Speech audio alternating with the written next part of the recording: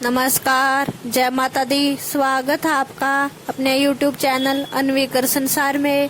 आज हम बात करते हैं करवा चौथ व्रत की आसान पूजा विधि और पूजा सामग्री के बारे में, जो इस प्रकार से है। बताऊंगी करवा चौथ की बिल्कुल आसान पूजा विधि, जिससे आप कहीं किसी प्रकार की त्रुटि नहीं होगी और आप बड़े आराम से अपने व्रत को पूर्ण कर सकते हैं। तो चलिए एक चीज बता दूं आपको, आप यहाँ चाहें तो गौरी और गणेश को बना कर रख सकते हैं। जैसा कि हर पूजा में मैं आपको दिखाती हूँ कि एक गौरी रख लीजिए और एक गणेश रख लीजिए। तो गौरी को क्या करते हैं, हल्दी में पानी डाल करके और बना देते हैं, और गणेश जी को तो जो सुपारी होता है उसमें मौली बनाकर, और चाहे तो आप फोटो से कर सकते हैं। तो पिछली बार मैंने बताया था कि आप अलग से बनाइए, तो आप लोगों को लगा था कि दीदी इसी तरह बताइए क्योंकि व्रत में थकान रहता है। तो इस बार के वीडियो जो है आप फोटो में गणेश जी देख रहे होंगे, इन्हीं की पूजा हम करेंगे। और गौरी माता तो भोलेनाथ के साथ होती ही है, इनकी पूजा करेंगे।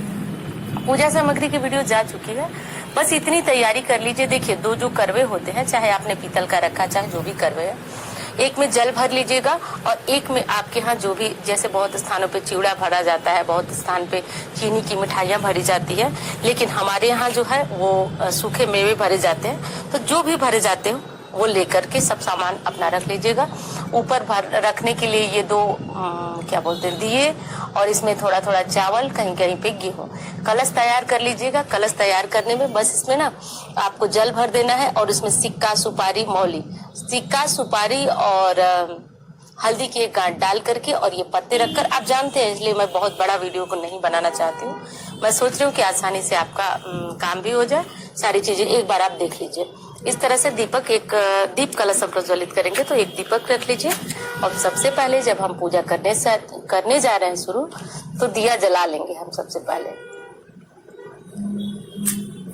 तो देखिए, दिया हम जला लिए। अब उसके बाद क्या करेंगे, सर्वप्रथम जो है, इसी तरह घबरा करके पूजा कभी नहीं शुरू किया जाता है। सबसे पहले ना खूब आराम से आप शांति से बैठ जाइए, फिर सोचिए कि आपको क्या करना है। तो देखिए, सबसे पहले हाथ में फूल ले लीजिए, हाथ में फूल लीजिए और संकल्प कीजिए कि आप करने क्या वाले हैं। यदि आप भगवान को संकल्प करके पूजन करेंगे तो उसका फल आपको पूर्ण मिलता है।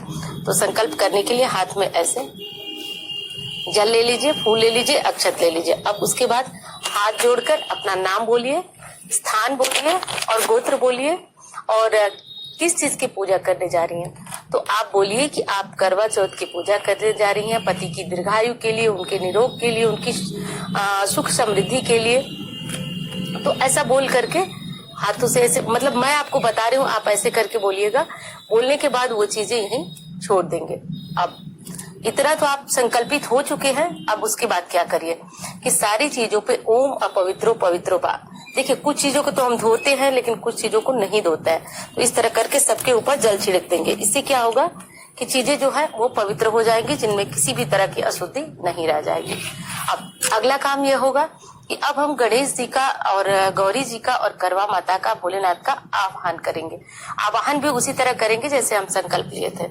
इस तरह करके हम आवाहन करेंगे हाथ में लेकर के कि हे प्रभु, हम करवा चौथ की पूजा के लिए आपको बुला रहे हैं। हे गणेश जी, हे गौरी जी, हे भोलेनाथ, हे करवा माता। आप अलग अलग भी इनका आवाहन करिए, अलग अलग ही करिए, ज्यादा सही रहेगा। मैं आपको बताने के लिए एक साथ बता रही हूँ। तो इस तरह से करके आप पूरे भाव से, मन से आवाहन किया जाता है। ध्यान दीजिएगा, आवाहन का मतलब ये नहीं कि बस हम बता रहे हैं आप सुनिए।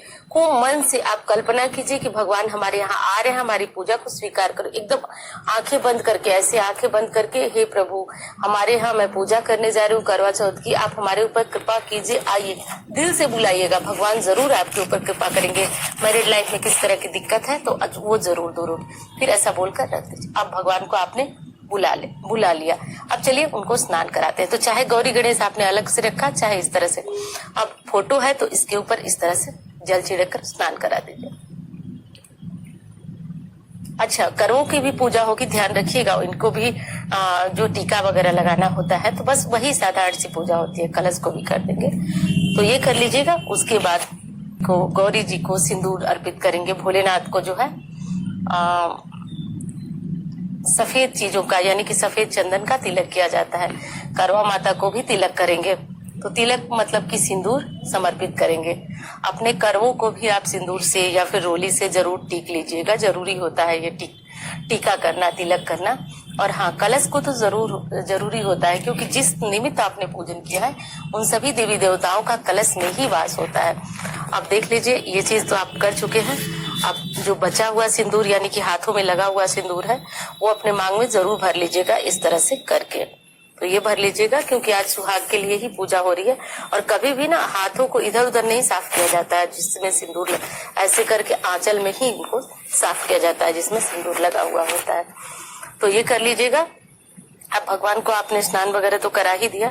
चलिए अब भर लेते हैं अपना करवा। एक में तो जल भरेंगे और इसको कब उठाएंगे, तो चंद्र पूजन के समय उठाएंगे, और एक जो है वो उसको अगली सुबह जब सास को सामान देंगे तो उसके साथ ये करवे का सामान भी हम दे देंगे। तो चलिए इसमें हम ना जो मेवे भरे या फिर जो भी चीजें आपके यहाँ भरी जाती हो वो चीज आप भर लीजिएगा। देखिए भर चुकी हूँ मैं। और हाँ, पूरा भरिएगा, खाली मत रखिएगा, ये नहीं कि आधा भर दे, तो पूरा भरिएगा। इस तरह से करके आपका करवा भरा हो। एक बार फिर बता दूं, एक में जल रहेगा और एक में जिन चीजों से आपके यहाँ करवा भरा जाता है।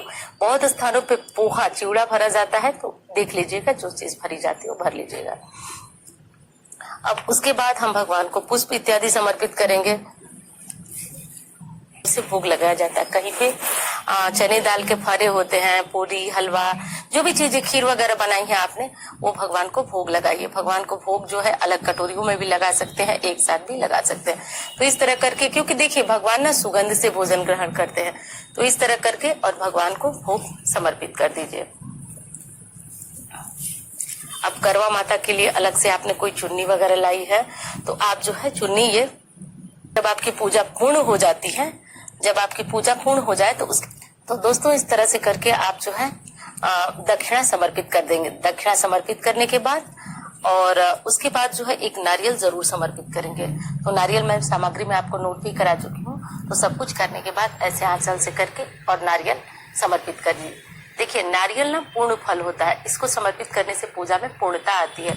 जैसे दक्षिणा हम समर्पित करते हैं वैसे ही करके समर्पित करते हैं। अब थोड़ा सा हाथ में फूल ले लीजिए, अक्षत ले लीजिए, और यदि आपको कथा आती है तो पढ़िए, नहीं तो आप इसे सुन सकते हैं, पढ़ सकते हैं, और यदि सामूहिक रूप से करते हैं तब तो और अच्छा। इस तरह से करके कथा सुन लीजिए। कथा सुनने के बाद अब आप चंद्र पूजन करेंगे। तो कथा सुनने के बाद चंद्र पूजन होता है, तो इसमें हमने पानी भरा है, इसी से चंद्रमा को अर्घ दिया जाता है। तो चंद्रमा को अर्घ देंगे। और अब चंद्रमा को अर्घ देने की जो विधि है वो तो थोड़ा सा मैं बता देती हूँ। इसमें चंद्रमा को अर्घ देने के बाद उनका पूजन होता है अक्षत से, रोली से, उसके बाद पति पूजन होता है, उसके बाद की विधि तो